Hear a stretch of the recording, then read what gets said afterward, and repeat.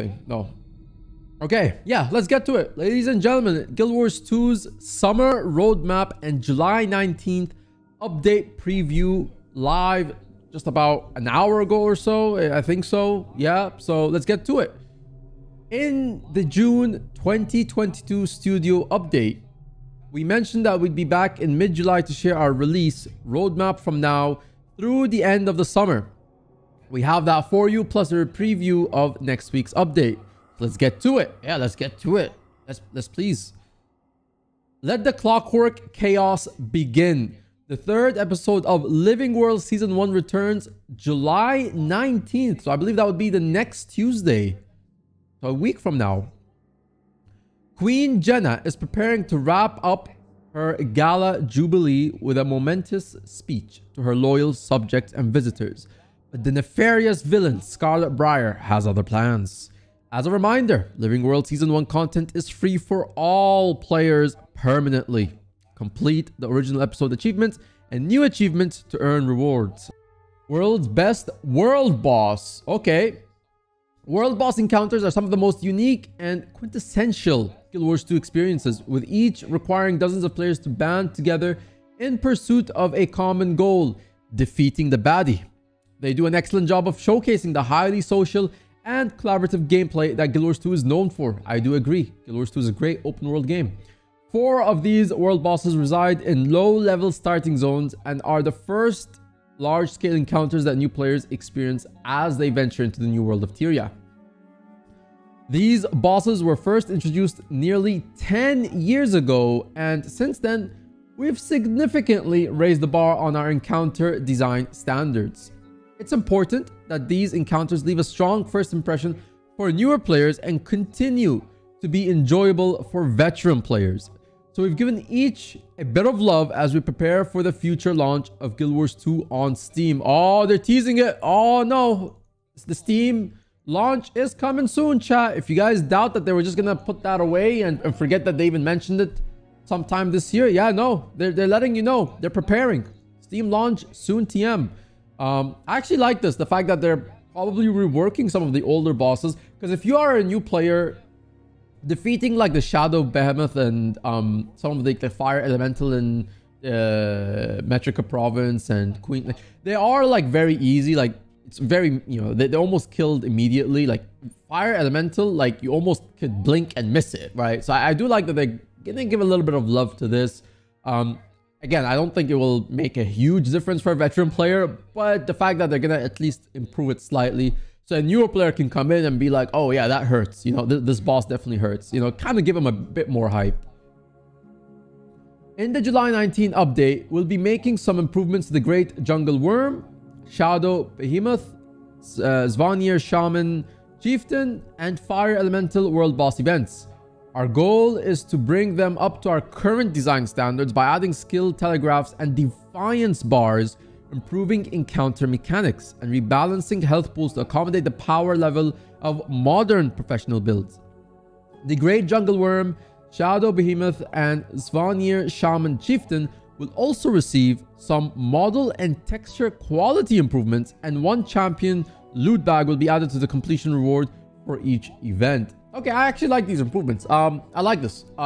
This Defiance bar, something you see common in EOD, which is an expansion released, you know, now in 2022. So as a player, a new player, it's great that you can dive into that expansion and it teaches you a lot about movement, game knowledge, a little bit, right? But that is missing in core game, and I like this. This I like, actually. These changes will give players a better preview of the gameplay and boss encounters they will see during their future adventures in Tyria. That's great to see. Yeah, jungle worm. Ew. Look at all that spit. That's disgusting. Anyway.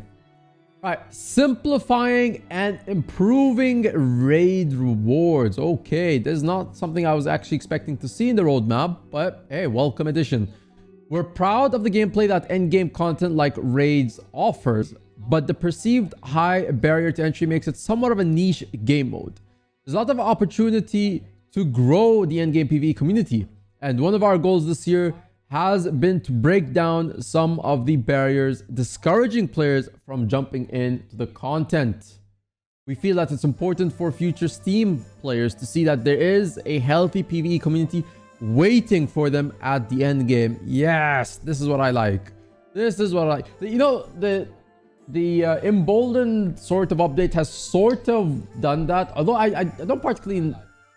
I personally don't really agree with the emboldened thing itself, but I do appreciate that it is giving some people some sort of a confidence into getting into raiding. You know, I think it's okay. I think as long as people are getting into raids, it's good, right? What I want to see is the people who, after getting encounter kills in emboldened, just go to the regular raid itself, right? Like just transition there. Because if you get the kill on emboldened, you can absolutely just get the kill on normal. I don't see how that's a problem, you know? So that's what I'd like to see. And then I'm hoping this also gives the people, like they are trying to get the new players, when they get to the end game, that they can see, yeah, there is quite more people in the end game community at this point. So we've already taken a few steps towards our goal of making raid content more accessible.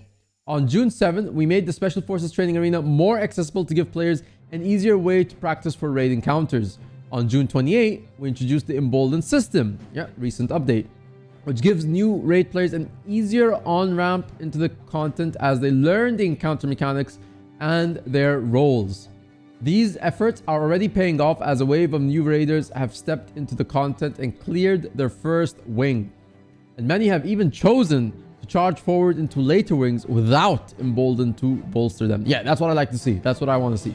We'd like to extend our gratitude to the raiding community for welcoming these new players in and helping them succeed. We'll have the best shot of growing the endgame community if we work together. Oh yes, absolutely. Hey, that's a great statement, ain't it? I like that. I'm a very new player, and after 5 years of development, places like Raid Academy have made it super easy. It's so helpful for the new raids that the player gives them the confidence to even go to the other raid without emboldened. You know, I feel like the emboldened effect, it's like a placebo. I don't know. Does anyone feel it's like a placebo? Like the players who are clearing it are like, oh wow, I cleared it because of the emboldened. Well, no, not really. Like if you've done the mechanics well, you've done what you have to do in the raid well, you did it yourself. You didn't need something to help you do it. You know what I mean? It's like it gives you a bit of confidence, and then when they do it normally, they'd be fine. It will be fine, you know. But you know what? Hey, it gets the job done. As long as people are enjoying it and then transitioning into just, hey, I don't need this effect. You know what? I'm good without it. That's what I want to see. That's the end game. Perfect. Great. Bring this on. This is exactly what we need right now. So yes, hey, I actually do agree. Working together is great. Yeah, thumbs up for that. In the July 19th update, we'll be making some changes to raid rewards to help address some long-standing pain points and reduce unnecessary complexity in raid currencies. All existing gating crystals are being converted to magnetite shards, and gating crystals as a currency will be retired. The weekly magnetite shard cap will be doubled from 150 to 300 to account for the previous weekly cap of 150 gating crystals. All rewards that previously required the gating crystals to purchase will cost magnetite shards instead. You'll still need to complete specific encounters to unlock their associated rewards, but now you'll be able to work toward any item you want to purchase by playing any raid. This is actually very good. This is one of the problems I have with this game, is that there's like a whole like list of currencies that a lot of people have no idea what they are. And so I like that they've been okay to condensing them. They did that with strikes. They did that with the red, blue, and green crystals and strikes. Now they're doing that with raids. I like this. This is good. You should definitely want to, you know, lessen the amount of information that a player has to consume. Like, oh, this currency is for what? This currency, like, I like this. You know, this is not really a bad change. This is pretty good. Condensing a currency is always something I'll be up for, especially because this game needs it. This game has a lot of currencies. Kind of need to condense them. Yeah, streamlining is the best. Yeah. Still putting a cap on the currency. Still putting a cap, but I mean, they're accounting for the cap of obviously the crystals. So I mean, it's being taken into account. You know what I mean? So when they released the crystals at first, it was, you know, the currencies have always been a sort of like in the storyline sort of introduction, and this is why you get the currency. Now that's great for a bit of lore, but it doesn't really do much in the long run. You know, it's like it doesn't need to be there. kind of thing. So can't ping ally anymore. Imagine asking people for ally to join a raid. Amazing. Additionally, existing legendary divinations are being converted into legendary insights, and legendary insights are being converted from an item in your inventory into a currency. Oh, this is what you actually meant, Echo. Okay, you read ahead. Okay. So existing legendary divinations are being converted into legendary insights, and the legendary insights, LI, are being converted from an item in your inventory into a currency. You'll now be able to purchase gifts of compassion and gifts of prowess from Scholar Glenna at the same cost as the previous Mystic Forge recipes for those items. Oh, wow, they're actually moving it into a currency. I literally just said how they were moving a currency. Now they just added a material into a currency. Although, what are we saying about this, chat? Raiders here. Do you actually like this? That the allies get converted into a currency rather than a material? I feel like this is more of a... It's not really a loss if it is. And it's also not necessary for them to do it. I don't know. This is more of something like, hey, it's all okay. You know, I don't really think there's a problem with this. Yeah. And I hope that's definitely one thing. Definitely a problem, right? See, if you go on the LFG, and I can understand, okay, if you want a certain amount of LI or your raid group, you made the LFG, whatever, right? As much as I, don't really like that kind of idea, but hey, if you made the group yourself, your rules, right? People have to, that's your group's rules, that's your group's rules.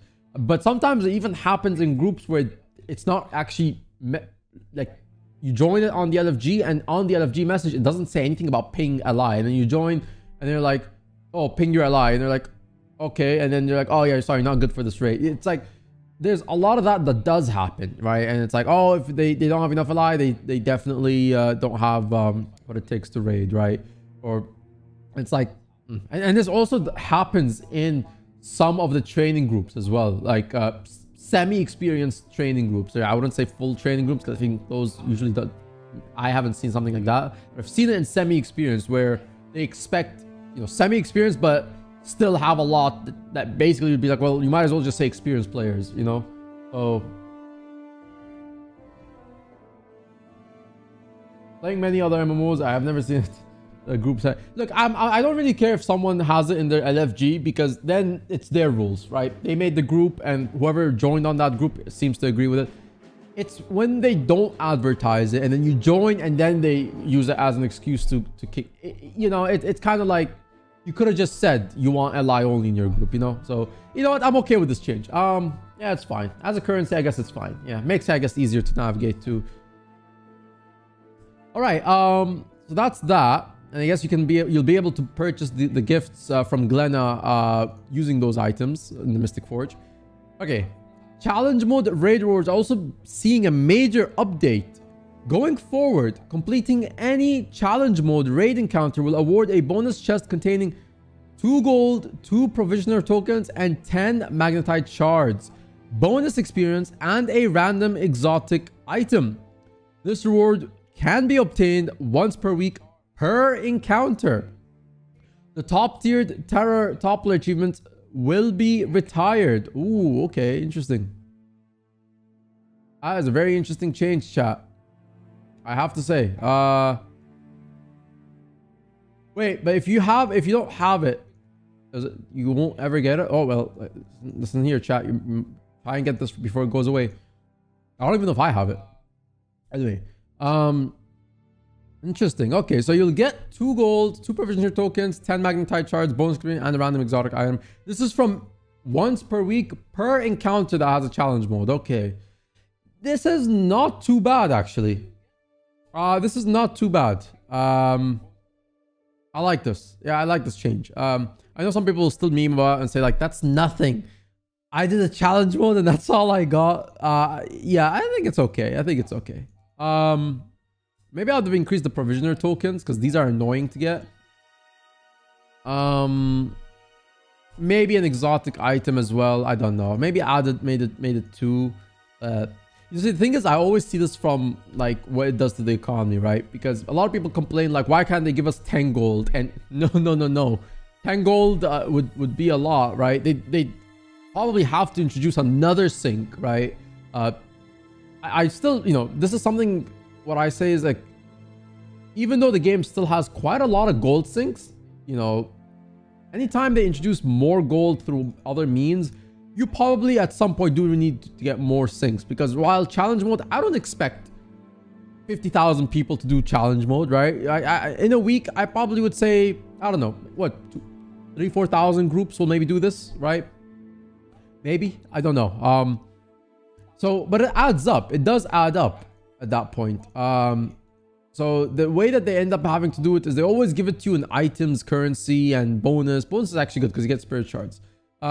Random exotic item, you know, you can almost notice, right? Like if they gave you 5 of these exotic items or 4 per encounter, it can add up. You like notice a significant drop in the items on the trading post. You know, it's you immediately can feel it as someone who plays in the trading post of the game. That being said, I think these rewards are okay. Could they be buffed a little bit? I think yeah, but that's been the huge balancing point of ArenaNet. I honestly believe they honestly can. If they move around some things and they try to introduce a sync somewhere, they probably can add more stuff. Because the economy of the game is amazing. It's one of the most solid economies in any MMO. That's a fact. Like there's no MMO that has come close right now to Guild Wars 2 in terms of making sure that the inflation of the currencies has. It's a fact that Guild Wars 2 has the best economy. Not biased, but yeah. But I feel like more provisional tokens would have been nice. I do think could have maybe given a bit more here. But this is okay. You know, it's a start. It's a good start, by the way, because this is per encounter. Don't forget, per encounter. We believe it should be easy to understand the path toward earning a reward, and players should feel rewarded for the time and effort they put into learning and completing raid content. Simple as that. Hey, you know what? I agree with that statement. That's a good statement. I'm waiting for them to turn my Emblem of Avengers into a currency. Oh boy. Yeah, that'd actually be good. Yeah, that's actually another good one. Okay. Oh, roadmap chat. Roadmap. Okay. Stabilizing fractal instabilities. The Mistlock instability system is intended to keep fractals of the mist feeling fresh, with each instability introducing a new twist that provides additional challenges when completing an encounter. However, some instability combinations have a tendency to be more frustrating than challenging or fun. In the July 19 update, we're making adjustments to nearly every Mistlock instability to reduce the frustrating difficulty spikes, reward players for taking advantage of positive play opportunities, and increase synergy between instabilities across the board. Oh baby, Fractals of the Mist is back on the menu. A full breakdown of the changes and the design commentary for those changes will be waiting for you in the release notes on July 19. Oh man, is Fractals finally back on the map? Oh, please tell me that, because I need to do another Fractal tournament. I've been dying to run something for the community. This will actually be very big, because right now the waste, for those that are unfamiliar, Fractal instabilities basically are sort of like, yeah, like they're very inconvenient challenges. Like you enter like a fractal, which is like a mini dungeon of sorts, and there's about 20 something of them in the game. And each fractal has an instability, can have a combination of instabilities. For example, an instability could be less health. An instability could be what's it called? Another instability could be what's it called? What do you call it? Bumping into social awkwardness, where basically like your model and another player's model can bump into each other, meaning you can knock each other off platforms by mistake while advancing, right? Just a few to name, right? Just to name a few. You know, the instabilities can be annoying depending on the fractal that you're doing. And you have no control on how the instabilities work. Like there's literally every day, this is the instability, this is what you're going to do that day. Now there are, I believe, people have made bots on Discords where you can actually check what the instability is for like the next X amount of days or months. And then you can maybe like, oh, this is a good one. So you can kind of do that, but you know, no one's probably looking into it that much. I'm interested to see how they're actually going to change this and what are those changes that they're going to address. Yeah. Social awkwardness in WW. Oh boy, yeah. In Cliffside, it sucks. I mean, yeah, because that map is like basically 80% 80% of it is just basically a jumping puzzle. Of course, you can port your way up there. There's a way to do it. Yeah, absolutely. Great for trolling. And not so much for clearing it. I agree with that. All right, July 19th. There's a lot for us to unpack. It feels like they've given us information, but then there's also a lot on July 19th that we have to look forward to. There's a lot of information, I have to say. Summer roadmap. Oh, look at this, chat. Summer 2022 Guild Wars 2 roadmap right now, right here. This is basically your outline. This is it. This is the outline, chat. This is what we're here for, okay? So let's look at this. Living World History, Season 1, Episode 3, and Season 1, Episode 4. Festival of the Four Wind. End of Dragons updates. The Kralkatoric Gen 3 Legendary Weapon variant. Gameplay systems. Core update. Dub-V-Dub. What's that? I'm sorry, what's that? Dub-V-Dub World's restructuring betas. This is all in the summer. Summer roadmap. Oh, wow. I love this. Save the date. The Guild Wars 2 10th anniversary Gamescom happy hour. Wait. Are they can't be, are they? Are they actually going to be?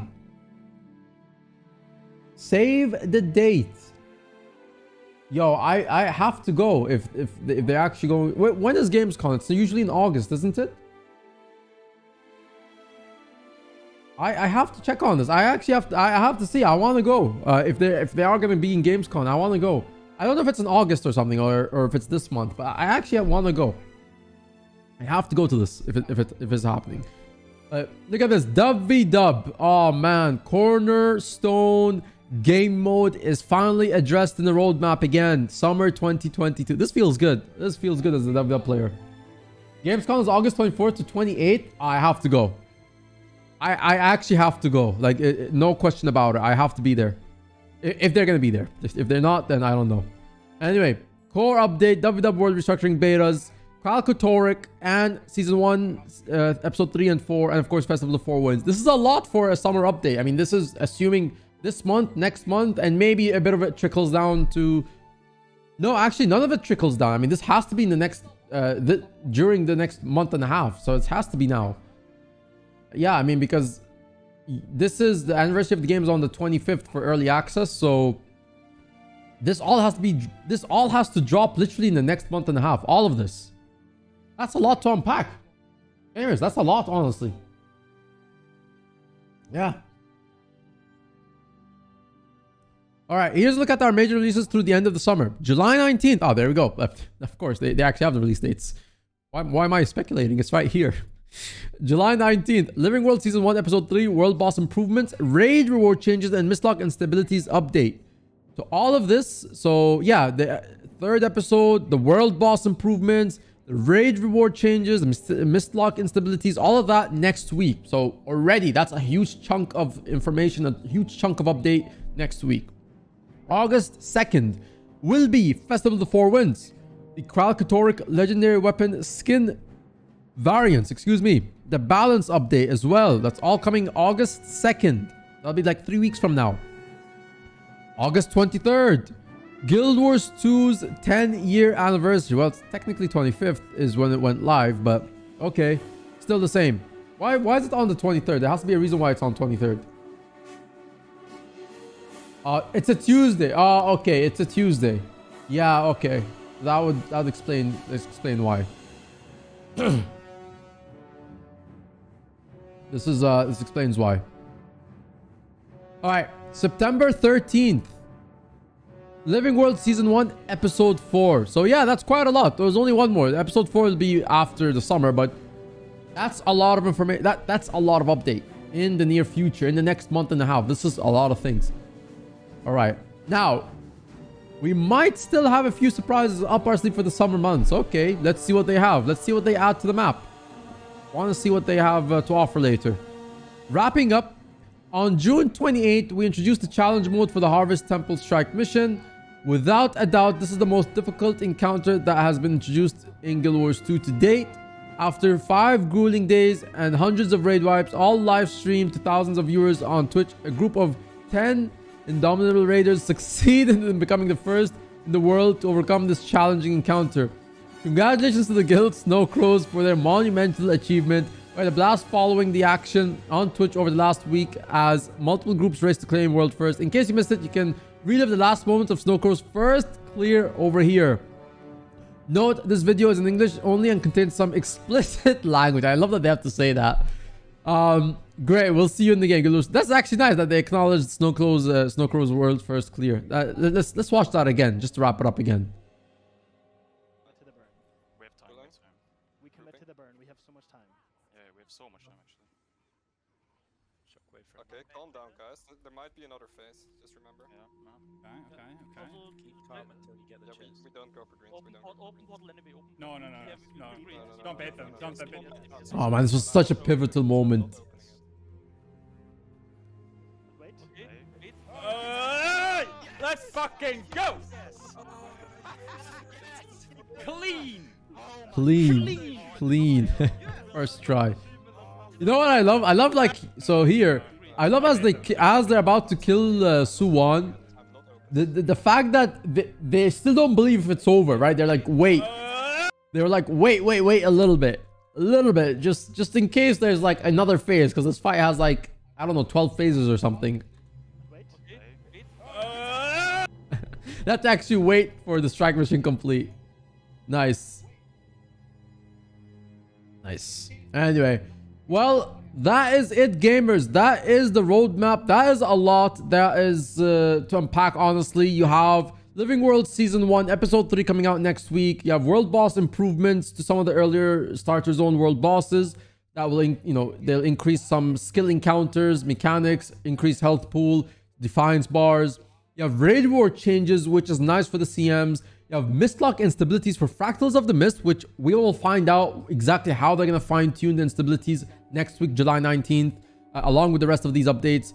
August 2nd will be Festival of the Four Winds. Kralkotoric Legendary Weapon Skin variants are releasing as well, and the balance update. So that's about 3 weeks from now. August 23rd will be the Guild Wars 2 10-year anniversary celebration. We don't know what that is, but we'll probably find more information as we get closer to that date. And September 13, Living World Season 1, Episode 4. So that's all upcoming in the next month and a half through September as well, if you include the other 2 weeks. So honestly, good. This is a very good roadmap. I think this gives you a good outline. I think a lot of these were a little obvious. For example, you know that Festival of the Four Winds is supposed to come up at some point.